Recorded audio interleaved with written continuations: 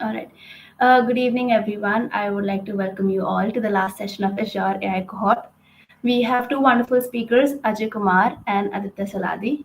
Over to you guys. Thank you, Kamya.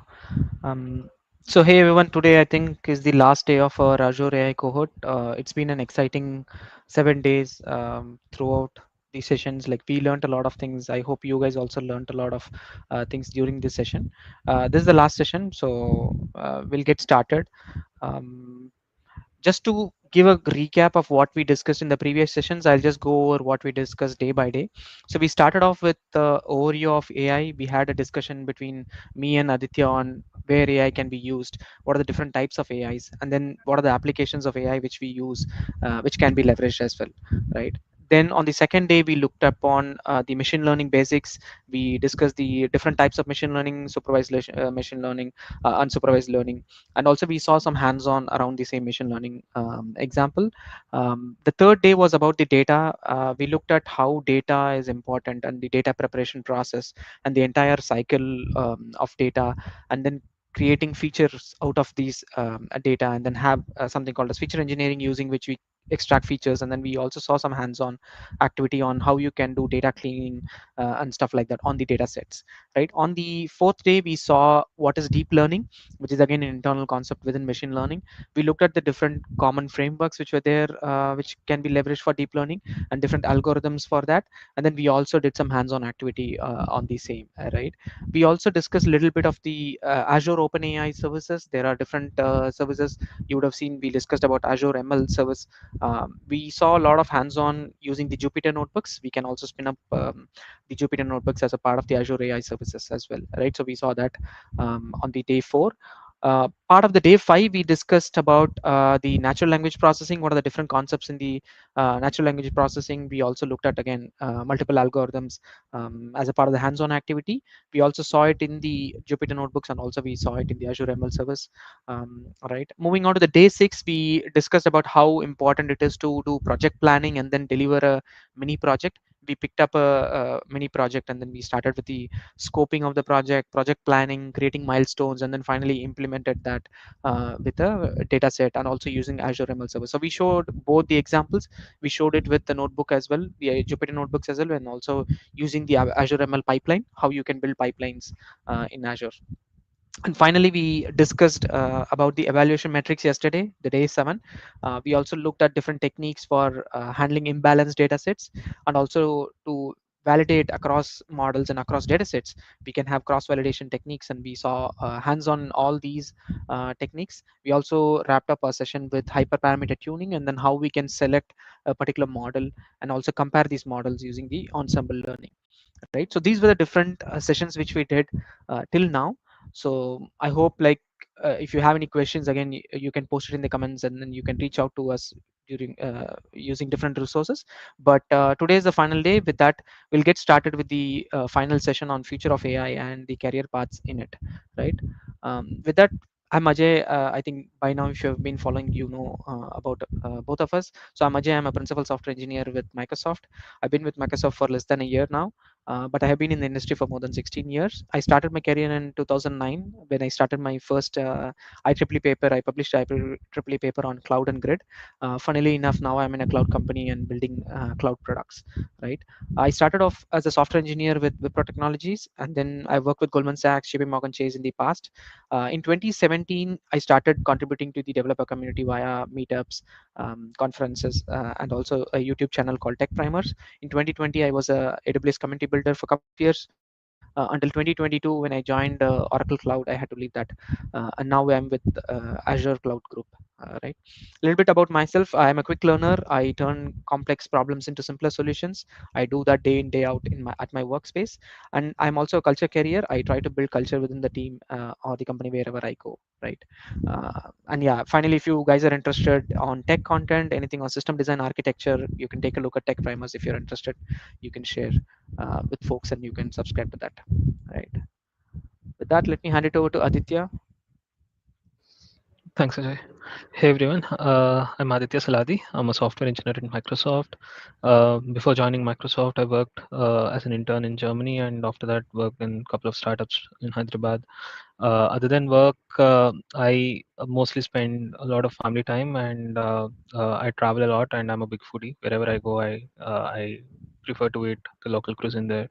And all my travel content I posted on my Instagram. It's code with Adi, code.with.adi, and I have a YouTube channel also with the same name. If you're interested in Telugu tech content, please do subscribe to that channel.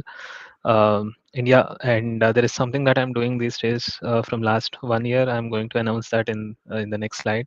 So yeah, I've written a book on Azure OpenAI, unlocking the creativity with Azure OpenAI, and this book is launching in the second week of Jan. We thought of actually launching it by last week of December this year, but due to some internal challenges, we weren't able to launch it this year. We are launching it in next 15-20 days. So stay tuned for that, and we'll share the link also. We've shared it in the chat, and we are also going to post this in our GitHub repository. So so once it is released, I'll be announcing that on my LinkedIn and also on Instagram. So stay tuned. Cool. Again, as usual, so this is where you can find all the resources. If you have any questions, you can go to the discussion forum on the tech handbooks. So github.com or tech handbooks discussions. Just go and post your questions. And for all the content, for sessions, all the 8 sessions we have done, we have 8 different repositories in Azure AI Cohort.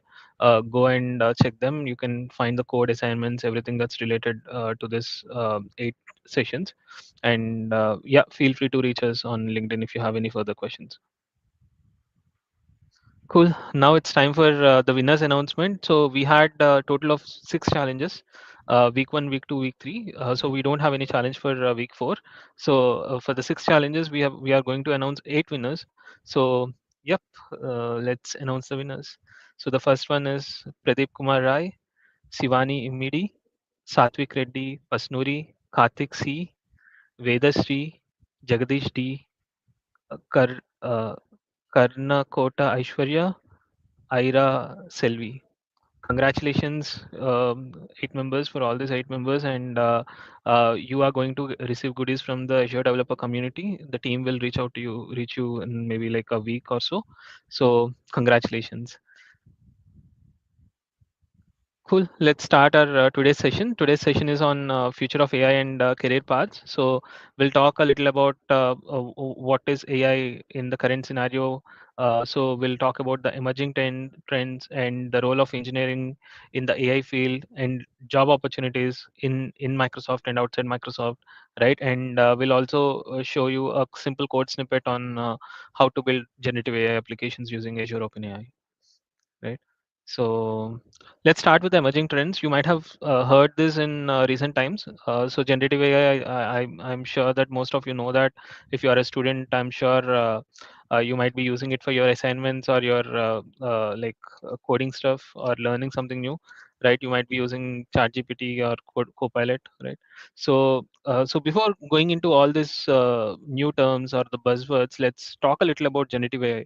So what is this generative AI? Generative AI, to make it very simple, it refers to algorithms that can create whether it's text, music, images, or even code, right? And these algorithms doesn't just process data; they generate entirely new content. And think of it as a creative assistant that learn patterns and then uses that knowledge to create something original. For example, instead of just analyzing an email, generative AI can help you to write one email. Like say, in any other AI, maybe deep learning or NLP or whatever AI you see, you mostly deal with two things. One is the training data, and then the testing data. You first analyze something and then you test something, right? But in this case, with generative AI, there are models that are built up already, and you just have to use them. And these models will help you to write something new which is not existing, right? And instead of just sorting through images, it can create a completely new image based on your description. It's like unlocking a new dimension of creativity and automation. And all of this generative AI did not happen just in overnight. Like how we say Rome is not built overnight. This took some time.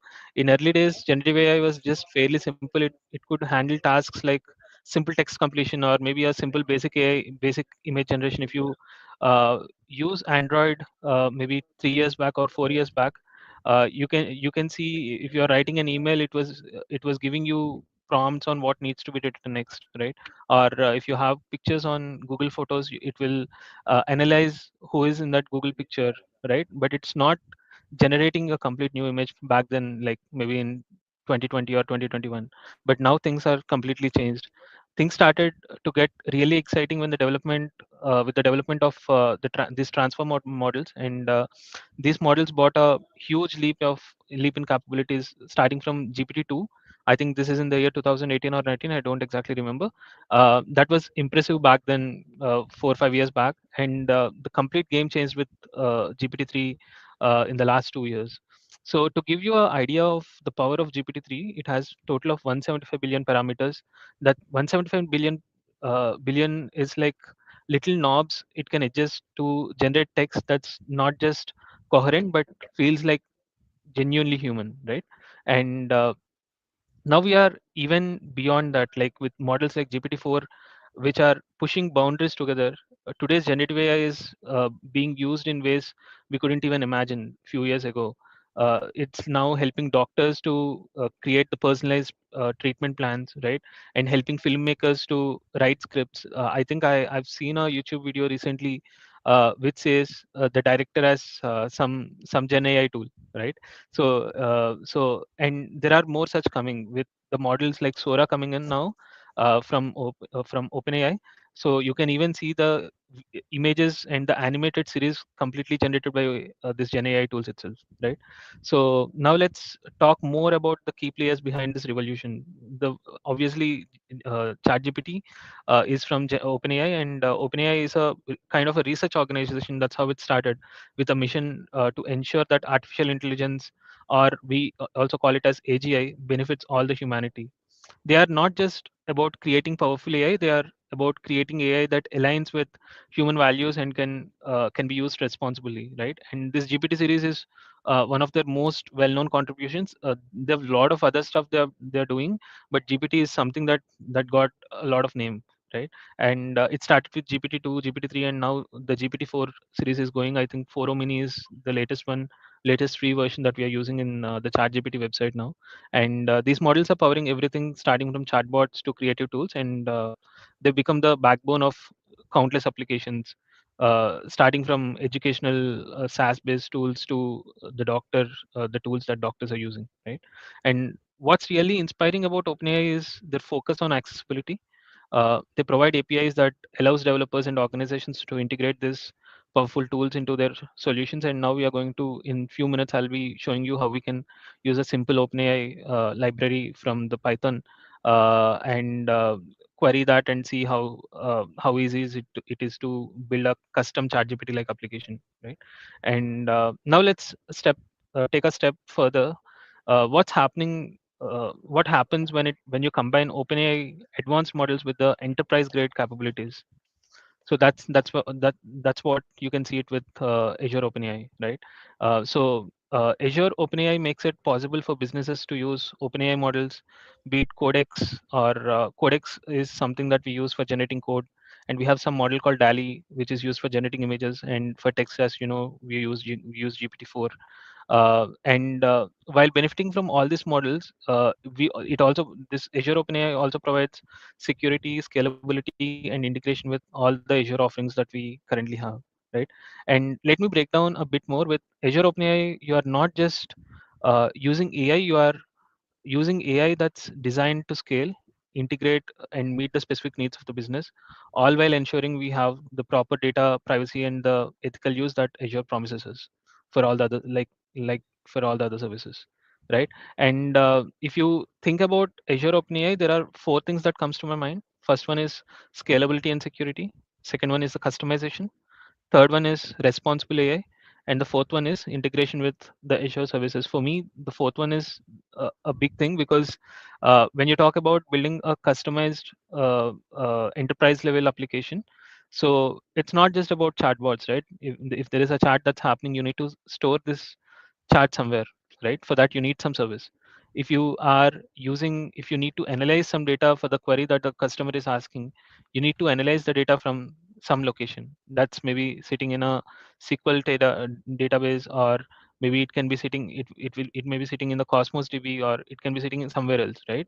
So for all of that you need some external services, and with use of Azure OpenAI you don't have to depend on any other external storage or external applications. You can simply use the other Azure services.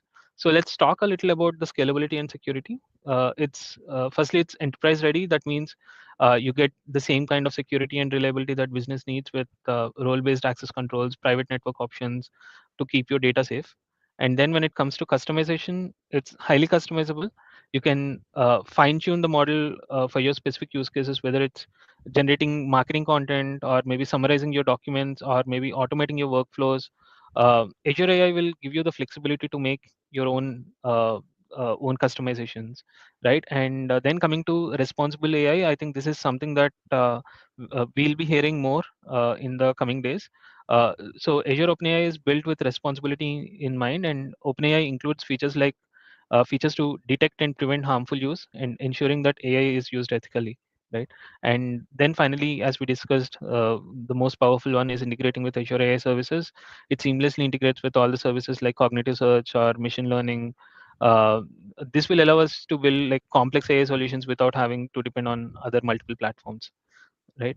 And then if you have to think about some use cases, I think we did discuss this already, but at a high level, four things. One is text generation. Maybe if you want to write a blog post, a report, or even maybe a creative story with a simple text prompt, Azure OpenAI will generate a high quality written content. And code generation, so developers want some tool to generate the code automatically with simple plain language context, right? So there are models like Codex, which is also integrated in your GitHub Copilot, right? So where you can simply give the prompt and it will generate the code for you. Or if you have some code already, you can just select the code and ask generative AI to convert that Python code to maybe C sharp, or C sharp code to Python, right? It will do that for you. And then coming to the image creation, as discussed with tools like DALI, you can create the images with just a text description. Need artworks for presentation, or maybe visuals for your marketing. All of that can be done using DALI model, right? And finally, the customer service. Of course, when you talk about generative AI, first thing that comes to your mind is the chatbots, right? OpenAI helps businesses create intelligent virtual assistants that can handle customer queries and customer queries both effectively and efficiently. And with all this, one thing that's coming newly is the video generation. So as discussed earlier, Sora is now available. I think it's in private preview. So with that, you can also start creating the video content, right? So and it's now going at a very fast pace. So if you look at the mobile, or the mobile devices or mobile operating systems curve, it was just like this. It's a maybe a 45 degrees curve, right? But now if I have to do a curve for generative AI, I think it's a 90 degrees curve. It's like just going on the straight top line, right? So it's going at a very fast pace, and you will see a lot of changes in the next just 2-3 years with this evolution of generative AI. So yeah, with that, let me just quickly share my screen and show you a simple code snippet on how we can write or make a prompt using Python.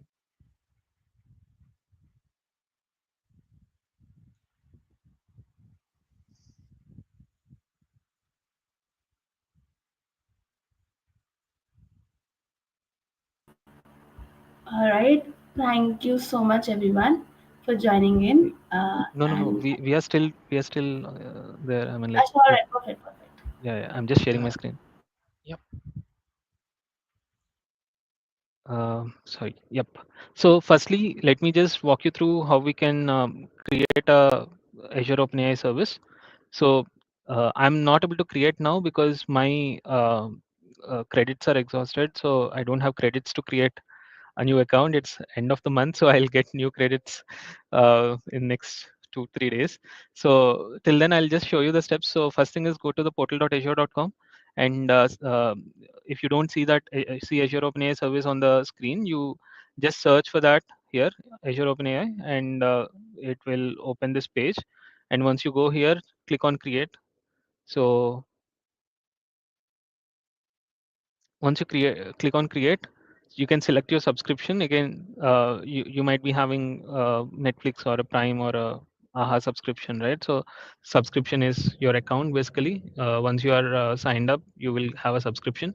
Select your subscription, and then the resource group. If you resource group is nothing but a logical grouping of resources. So if you have multiple resources scattered everywhere, it's hard to identify which what belongs to what environment, or so it will be really confusing. So instead of that, what you can simply do is create a resource group and assign resources to resource groups, so that it can be logically separated. If you don't have one, just click on create new and give a resource group name, and it will create a new one, right? And then coming to the instance details, you can select one region. I'm currently in the south part of India. I'll select South India, and I'll give a name for this. I'll just say Azure AI cohort demo, right? And I'll select a pricing tier. I'm not getting this pricing tier option because my subscription is expired. So but in case if you have the credits in your account, you will get a pricing tier, and once you have it, you just click on next and click on create. So once you create it, the resource will be created, and on the resource screen, you will be able to see a link to go to Azure OpenAI Studio. Once you click on that, it will navigate you to a website called avoa.azure.com. This is where you will come, and here you can see all the resources that you have right now. I have one called SAS IIT. So um, in this you can see two things. One is API key one, API key two, and the endpoint, right? So we mainly need one API key and an endpoint.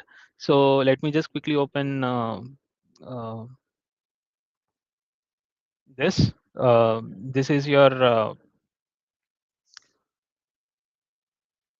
for opening this, you need to open Anaconda, and from Anaconda, you can just click on Jupyter Notebook. And once you go to this Jupyter Notebook here, you can just click on New and select Python 3. It will open a new notebook for you. So once you are here, what you need to do is, this is a simple code snippet. Let me just explain you. OS is needed. So OpenAI is the package that you need. So first you need to install. Pip install OpenAI. So first install this library, and once that is done, so the code snippet is very simple. You just create the client. For creating the client, you just say OpenAI, the one which you have installed. You will also import the same thing and create that with the API key. So where do you get this API key? You can get the API key from here. You can just quickly copy this and paste it in this code snippet, right? So paste your API key here, and then there is an object that you need to create. It's called chart completion. So it's just client dot chart dot completion dot create. So once you create this chart completion, you need to give the messages. So you should say your role as user, and content you're saying say this as test, and you can also pass the model you want, right? So this will uh, print a statement saying say this as test. Okay, once you execute that, I'm not able to execute this because my credits are exhausted, so I wasn't able to execute this. I'm getting a authentication error. So there is another way to do the same thing. So if you want to do the same thing using OpenAI with version less than 1.1, what you can simply do is, so you need to get the Azure OpenAI key, same thing. So this get environment, if you're doing it from a proper Python project, you need this, but or else you can directly give your Azure OpenAI key here for one variable, and then the base as the endpoint. So you need to also initialize the API base. Where do you find this endpoint? So you can find this endpoint here in this parameter. You just have to copy this value and paste it here, right? You don't need all this stuff. So just keep that endpoint as this, right? And then you say API type as Azure and the API version, right? And Once that is done, you just create a response. So for that, what you're saying is OpenAI dot chart completion dot create. So in this, you are selecting the engine. It can be GPT-3 or GPT-4 or GPT-4 or mini or whatever model you want, right? If you give the engine as DALI, then you are saying that you are going to generate an image. If you say the engine as Codex, then which means you are going to generate the code, right? And then in the messages, you are saying the first role. Uh, you're saying system, you're putting a system message, and for the system what you're saying is you are a helpful assistant. This is the a message that you are giving, right? And as a user, what you're asking is say this as test. It will respond you with a word text test, right? Or it can also respond you saying say this as test, say this is a test, that's it, right? In the same way, if you say user, and if you in the content, if you say who is Sachin Tendulkar, right? It will give you the whole description of who the Sachin Tendulkar is. It can like properly give you the details in like whatever details you see on ChatGPT, right? The same details can be seen with just hitting this API, and you can also like customize this create method. So you can give the maximum number of tokens. I think there is a variable called max tokens. If you say max tokens equal to 150, in the response it will only generate the response with 150 tokens. Again, what is a token? So if you see a text, maybe let me open a pad.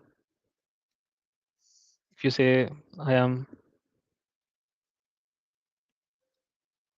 say I am searching, right? If you have to break this into tokens, so say 3 characters can become 1 token, say for example, then I 3 characters without with spaces, this will become 1 token, and this will become 1 token, and the other piece can become another token, right?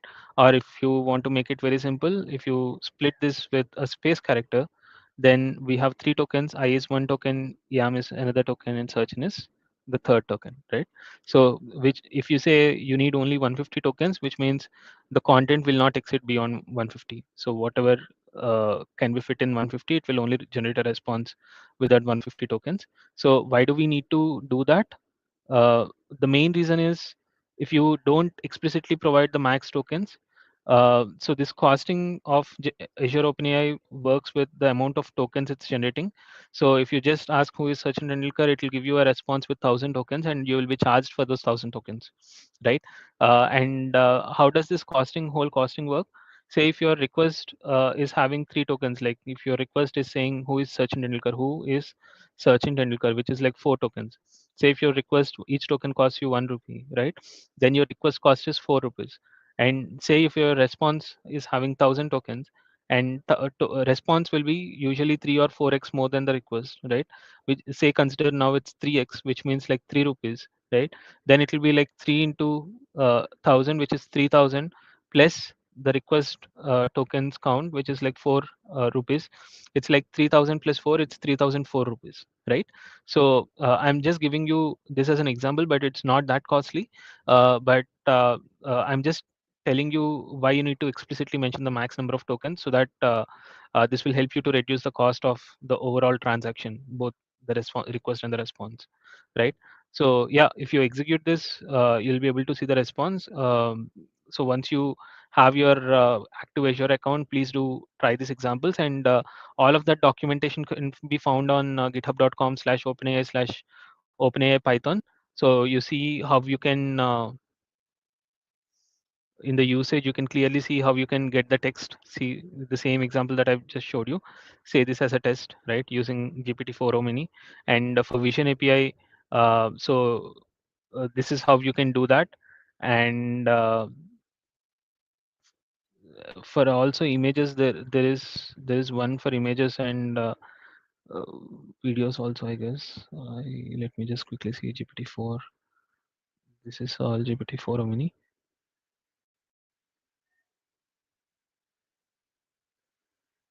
Okay, there is one documentation on that also. I'll maybe add that details on the GitHub URL.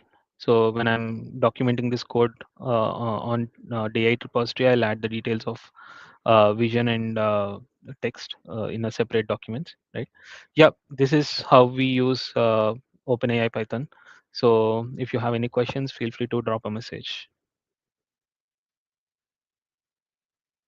Over to you, Ajay.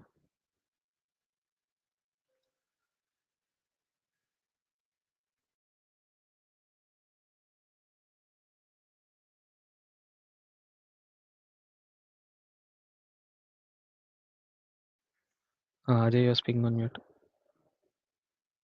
Oh, sorry. Thank you, Aditya. Yeah. So till now we were looking at generative AI. It was a very insightful demo. Thank you very much, Aditya. Now we will look into the next trending topic, right? Again, this is something which we have been using day in day out. If let's say already you are using Siri or Alexa, personal assistants, then you are using a multimodal AI. So the difference between generative AI and multimodal AI is multimodal AI has different types of inputs, and these are very complex compared to the generative AI, right?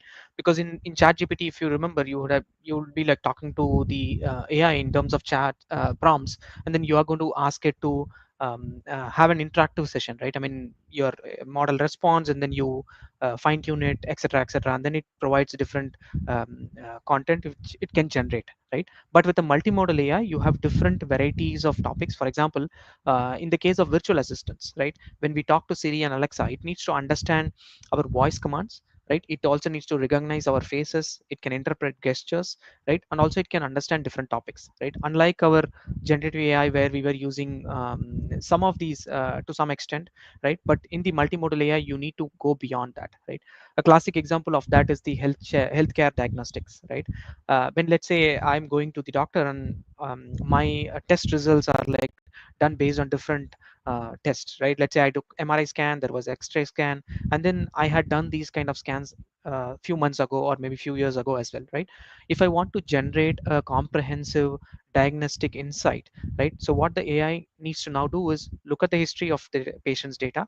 It needs to combine different types of scans. So MRI scans results could be completely different, X-rays results could be completely different, blood test results could be completely different, etc., right? So in order to come up to a final diagnostic outcome, we have to like look at different scans and x-rays and histories, right? And then come up with an outcome, right? So that is why multimodal AIs are very helpful, because it can merge multiple AIs and multiple fine tunings, algorithms, etc., to come up with the final fine tuned results, right? Another example is the autonomous vehicles. Let's say all these new gen cars, right? I mean, they have cameras integrated. Based on the sensors, right, we immediately get notification, right? Also, for example, to get the optimal route, right, via GPS, right, we can take decisions, right? All these can be integrated, and then finally it can be integrated with the hardware, right? So in terms of AI, it will have multiple fine-tuned AI for different use cases, and then they are finally co-located and co-created as a sequence, so that we get a better output, right? Like I said, the example is um, Google's multimodal transformer. There is something called Google's multimodal transformer, where you can process text, images, and audio, all these from a single input, right? Like we discussed in the Siri or the Alexa use case. Same way, Microsoft also has something called Seeing AI, which is helpful for visually impaired folks, right? Again, OpenAI also has their own called as Clip, right, which can understand images and text better. So the other trend, which is again a most recent trend after the generative AI, is the agentic AI or autonomous AI agents, right? So there are different terms which people use here. People initially called it AI agents, then they transitioned into autonomous AI agents. Now they are calling it as agentic AI, right? Now, how is this different from the other? Is in the agentic AI, the AI can take actions based on the user's outcome, right, or based on the user's input. A classic example is a customer service, right? Imagine that there is a virtual agent who's sitting behind the scenes and then taking decisions on what needs to be responded to us, right? So that is one example of AI agent. The key crucial part of the differentiating factor between these and the AI agents is AI agents can go and take actions. For example, let's say I'm talking to a customer service based on a bad outcome of a particular product or something, right? Now if I need to get integrations with something like canceling my order, or maybe like escalating that particular order, or maybe like processing a refund in the background when based on that particular order, so the AI can choose what it can do depending on the outcomes of our interaction with it, right? For example, as a customer, I'm going to talk with the AI agent, which is a customer service bot. I can talk to it, and based on my outcome, depending on the sensitivity of the information and the incident, it can go and take actions, right, behind the scenes. And that's where AI agents are very helpful. The other common use case is the again, if you look at Tesla, right? I mean, these co-pilots, autopilots, right? That's where the initial AI agents were like evolved from, right? Self-driving cars have this concept of agents which are running, which can look at the current setup of the environment. It can get real-time notifications, and then it can collate all these, and then finally come up with the realistic decisions based on the information which it got, right? So AI agents are nothing but, depending on the current situations, looking at the current information, if an AI is autonomously taking a decision based on those events, those are called as autonomous AI agents or agentic AI, right? Another classic example is in the AI, the financial space, right? You can have AI agents to manage your trading accounts and investment portfolios depending on the progress of your portfolio and the returns, right? I was talking to one of my friends, so he has been developing a trading bot which can automatically do it. But then, if he was also mentioning that if, let's say, these decisions, whatever he takes manually, looking at a particular number or something, if AI agents can go and figure out a pattern and then come up with a projection on how it can trade today, or how the investments portfolios can be like rebalanced, right? Then that is where AI agents are going to help us a lot, right? Looking at the past data and then coming up with some valid patterns or predictions, right? Currently, these are the tools which are there in the market. There is AutoGPT for automatically assigning tasks and then creating these tasks and then achieving these goals. Something like a human, like how we did project planning and then implemented a project, AutoGPT does that. Same way, like we discussed, Tesla Autopilot can do autonomous driving. It is an example of an AI agent which can learn from the outcomes and then take realistic decisions. There is also Amazon Lex, which can build conversational interfaces based on the interactions. Right. The next one is the AI ethics and the governance. Like we discussed about the responsible AI as a part of the Azure OpenAI, AI ethics and governance is also very important, because a lot of people are now using AI for their personal needs and the personal purposes. But then we need to have a governance around it, right? Whether people are leaking information around a particular company or an organization. Let's say I'm working within Microsoft and I'm trying to use Microsoft information within this AI models, right? What is the privacy and the governance around this data, which the model is governing, right? So that is a pretty important topic. Based on this data, there could be bias created, and that's the reason why we need to have a governance team to take care of the whole AI models, the way it is built, the data which it is fed, and etc. Right? So the classic example is bias detection. So as a part of bias detection, we can identify and mitigate these bias in the AI models based on the model training data, right? The next one is the transparency. When, let's say, Microsoft comes and exposes a model, there needs to be a transparency availability, so that the customers who are using this particular model, they know what type of data is getting used within that particular model to be trained, and then what type of data will be used when I, let's say, talk to it, right? So that's where the transparency comes in.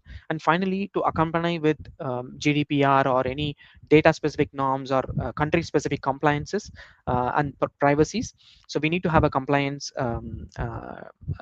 layer as well, where we have to analyze if all the regulations are passed with that particular data model or the AI model with the data set, right? This is where AI ethics and governance is going to be a very important and key factor.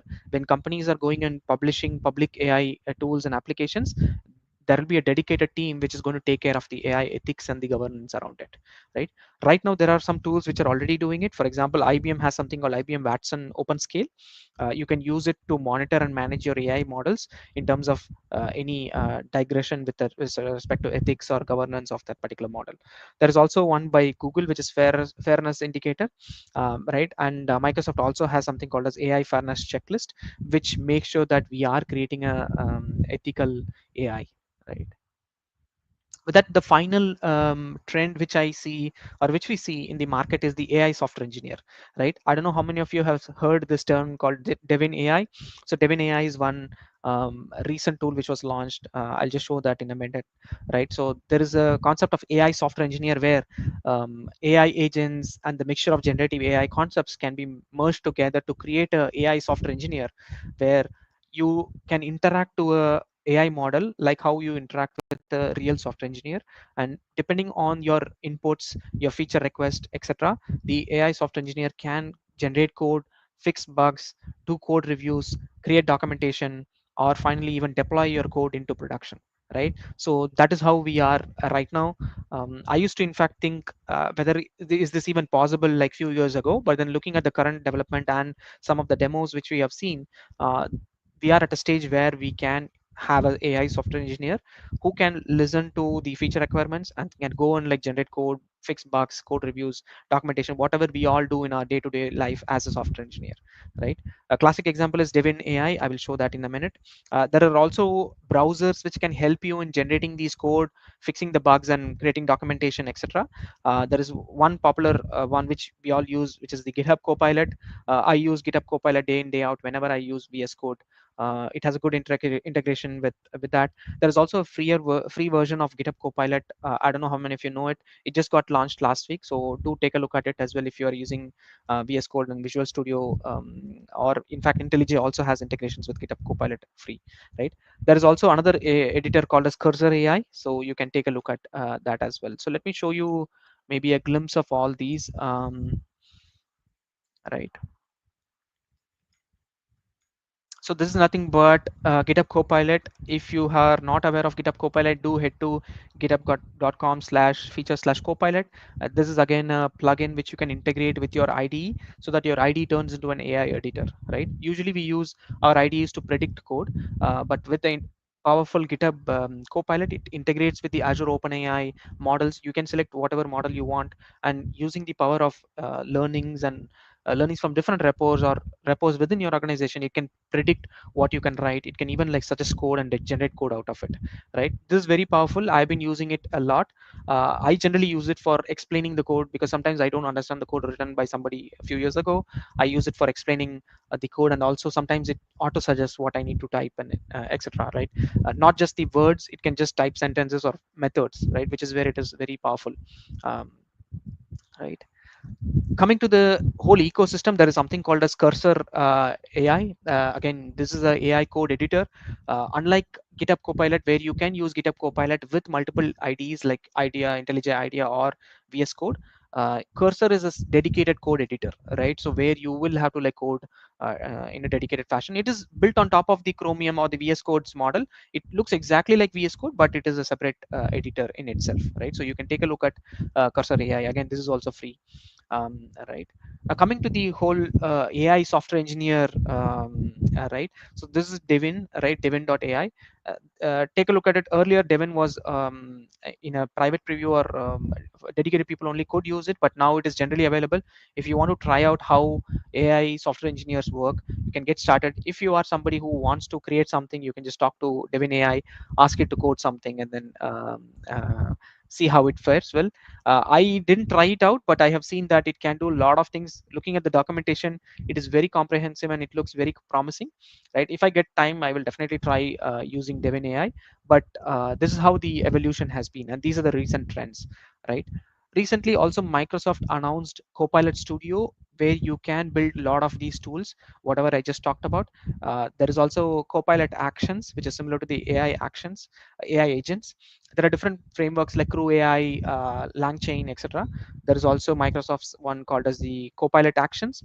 For that, I didn't have a personal account, but I have a professional account created. So this is how the UI looks like for Copilot Studio. This is again a preview version. Right, things could change in the final version, but right now it's restricted to only organizations, specific organizations. But this is how it will be, right? Once you start getting enabled with Copilot Studio, this is how Copilot Studio will look like, right? So you can go and create agents. There are different agents which are already there For example, integrating with your IT help desks, having travel bookings done, having you looked at your trades, and then taking actions on that. There are a lot of agents which are present here, right? And you can go and learn from existing agent library as well, right? If you want to create some, you can head to agents and then you can create as well. The other good part about the Copilot Studio is you can integrate it with all the other Microsoft products, be it Microsoft 365 or even with your Azure services, right? So that is where the power of Copilot Studio comes into place, right? So whatever trending topics, whatever we just discussed till now, be it like AI agents or AI software engineer, all these can be done as a part of Copilot Studio, right? So do head out if you have a organization account. Unfortunately, right now it's restricted to organizations, but hopefully from the next year, we're going to see Copilot Studio opened up for free usage as well. So you can also go and try it out, right? So those are the different trending topics and how you can leverage them and what are the different tools which are there in the market. Now we will talk about the career aspect of things, right? So yeah, till now we learned about machine learning, we learned about AI algorithms and stuff like that. Now then, how does all these concepts overlay with the market, and also the what are the different job roles which are there in the market, right? Because not everybody can do everything, right? So if you just remember, in the last 7 days we discussed or we touched upon a lot of variety of topics, and we just touched upon the high level of these topics. There are a lot of in-depth concepts and algorithms which we have not deep dived upon, but the job market is completely different, right? So whatever we learned till now is to like how you can build models and what are the different types and then roles in the model creation. But now we will talk about the different job roles which are available in the market, right? So we'll start off with the data analyst role. So data analysts are people who are primarily focused on analyzing the data to provide actionable insights. If you remember day 3, we did a data preparation topic. So data analyst primarily concentrates on the data aspect of things. They work on interpreting the data and reporting it to the stakeholders, right? This could be business stakeholders or internal stakeholders, to help them with the decision making on what they can do with respect to the data set, right? Or the data. They use tools like Tableau and Python. They use tools like Tableau and Python in their day-to-day activity, right? Now next up is the data scientist. Data scientists are responsible for designing these complex models which we talked about, right? They also solve business use cases or business problems using the data, right? They primarily focus on creating the predictive models and algorithms in terms of forecasting how the future trend comes like, right? So the major difference between the data analyst and data scientist is data analyst focuses on the data aspect of things. Data scientist focuses on solving these problems using the data, right? And creating algorithms and predictive models based on the data for the future forecast of future trends, right? So that's the major difference between the data analyst and data scientist. The next one is the ML engineer. So based on what the data scientist creates, let's say the data scientist creates a predictive model and an algorithm, the machine learning engineer develops and implements this machine learning models and algorithms, right? So that's the primary role of a ML engineer. Sometimes people have a mix and matched role because data scientists can sometimes be a data analyst as well. They can also even sometimes create a data model. So in the last few days we did almost all the types of stuff, right, here. And the next one is the AI research scientist. So AI research scientist generally focuses on the advanced AI technologies through research and experimentation. Unlike the data scientists take a look at the data and then try to solve the problem in terms of the algorithmic space. The AI research scientists, they look at the advancing AI technologies. Let's say, for example, AI agents which are coming in, right? So how can they integrate these technologies? So they do a lot of research and then experimentations and proof of concepts using those, right? So those are AI research scientist roles, where they look at the AI technologies which are upcoming and trending, right? AI product managers, they manage the whole entire development and the deployment life cycle of the whole AI products and solutions. In the current market, we do have product managers. Imagine them getting upskilled to the AI landscape and then understanding the AI world. So those are AI product managers, right? We do have consultants here as well, the AI consultants.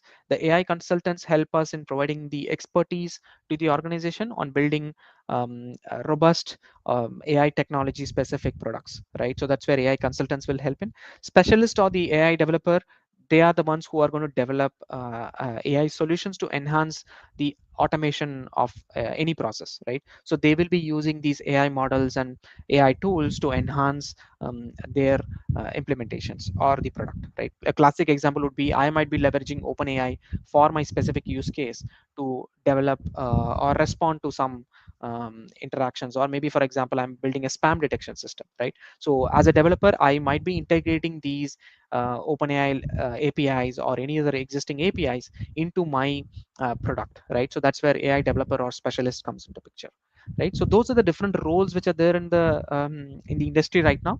Now how are the job opportunities looking up, right? So let's take a look at like a brief of what is happening in the market. Let me quickly show. So I'll show some of the popular sites. So for example, Microsoft Career. Since I'm from Microsoft, I can show you how is the landscape in Microsoft. So right now in India alone, right, I have selected India alone. India alone, there are around 254 positions which are open specifically to AI, right? You see that there are technology specialists, which is like AI specialist. There is a AI engineer. There is cloud solutions architecture, Gen AI engineer. There is sales manager for data and AI. There is solution area specialists. There is data scientist, which we just saw. There is applied scientist, right? There is principal software engineers who works on Azure AI platform, right? Etc, etc, right? So those are some of the roles which are available. There was also a principal PM I just saw. So those are the different roles which are available in Microsoft. If you want to head and look at the AI roles specifically for Microsoft, you can go to careers.microsoft.com and then search for AI in your specific country where you want to look at. Same way for LinkedIn, you can head to LinkedIn. I just searched LinkedIn, and LinkedIn was just showing around 25,000 jobs. I don't know if it is even realistic, but maybe there is, right? It's just searching for AI terms, right? And I could see that there are roles related to generative AI, uh, ML engineer. There is a staff machine learning engineer in Google, right? There is a developer advocate for generative AI for AWS, right? There is a senior staff on the Coinbase, which is again a trading platform, etc., etc. Right? You can see a lot of roles which are there specific for the AI space. Same way, another common one which is used in the startup space, InstaHire. If you don't know instahire.com, you can head to instahire.com. I just searched for AI and machine learning jobs. There are around 666 AI and machine learning jobs in the startup space, or in fact in the FANG space, right? I mean, there are top companies which hire from here, and you can take a look at all these, right? And these are not just small companies; there are big companies as well. Like, look at the data scientist role in Kotak Mahindra, ML Ops engineer in Aditya Birla Group, etc. Right. So those are different job opportunities which are available right now in the market. Right. Let's see what else. I think that's all I had. Right. Similar way, like I said, there's also a DevOps engineer role. Like there is ML Ops or AI Ops, right? These are focused on the AI application usage and solving operation specific issues, for example, support related issues, or maybe like DevOps specific issues where ML Ops is also going to help you, right, solve these problems. There are a lot of job roles for that as well. We just saw a couple of them here, right? So those are the different job roles which are available in the market. So do take a look at these as well. If you guys are interested in applying for these roles, do take a look at these, and then you can leverage the current AI trend to get to a new or a different role from the current role, right? So those are the different topics which we wanted to discuss. Again, if you guys have any questions, we are open on the floor. If you guys have any questions, you can post it in the chat, or if you guys have any questions for us offline, do post it in the discussions section as well, right? All the content and the resources are available in the tech handbook / Azure AI cohort. So I hope you guys learned a lot of things from us in the last few sessions. I also learned a lot of things, right? A lot of hands-on stuff which I tried and I failed, and then I was trying out in Azure OpenAI, or the latest textiles or the text tools which are there, right? Compared to last year, a lot of things have evolved, right? Even I was surprised to see a lot of these tools which are having a lot of features comparatively. So take a look at these tools and then do leverage them, and then try out, and then I hope you all the best for your AI roles in your job, right? Aditya, you want to add a couple of words? Yeah, it was a really nice experience. I mean, this is the first time me and Ajay are collaborating together to do a kind of this big series. Hopefully, we'll do Yeah. more of this kind of things going forward. Yep. And yeah, so hope you've learned something in this 8 series cohort. And if you have any feedback, do share us maybe on the discussions forum, or maybe you can send us a message on LinkedIn or Instagram, wherever you find us, right? And thank you so much for being patient, and thank you so much for all this response.